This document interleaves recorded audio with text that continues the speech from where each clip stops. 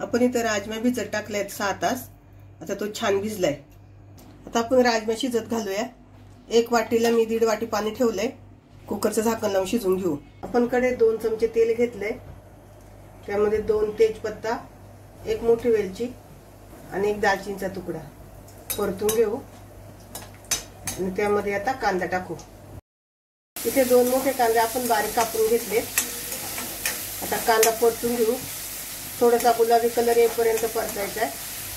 आपण इथे फास्ट गॅसवर कांदा परतून घेतोय। कांदा परतलाय। आता त्यामध्ये आपण आले लसणाची पेस्ट टाकू 1 चमचा।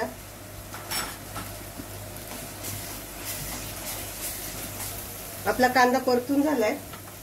त्यामध्ये आपण किचन किंग मसाला टाकतोय। काश्मीरी लाल मिरची पावडर टाकतो 1 चमचा काश्मीरी लाल मिरची पावडर, अर्धा चमचा तिखटवाली हळद,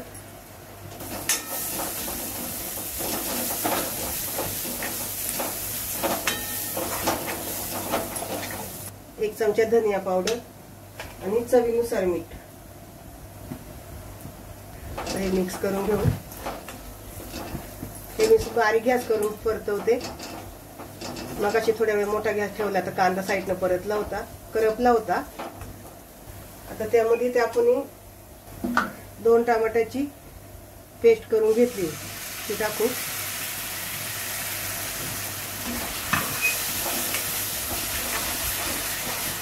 टमाट्याची पेस्ट टाकल्यानंतर त्याला तेल सुटेपर्यंत आपण परतून घेऊ। मीडियम गॅसवर परतायचं।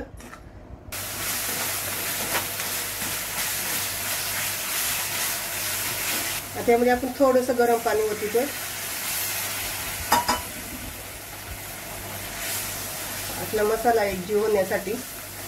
आणि आता इथं आपण बारीक गॅसवर 2 मिनिटांसाठी झाकण ठेवणार आहे। आपण झाकण काढू। छान तेल सुटले सगळीकडून।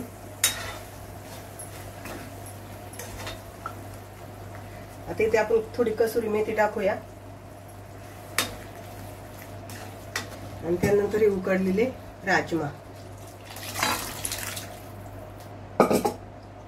आमच्याकडे ना या राजमाला वाघरेवाल म्हणतात।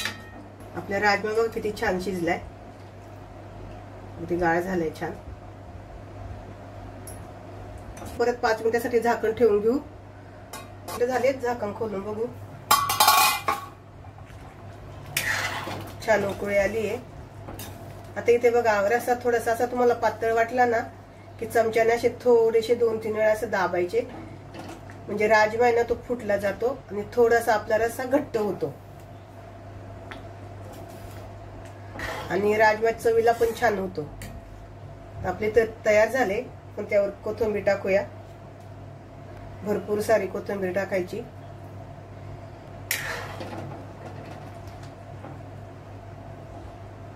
आपला राजमा तयार आहे। गॅस बंद करू।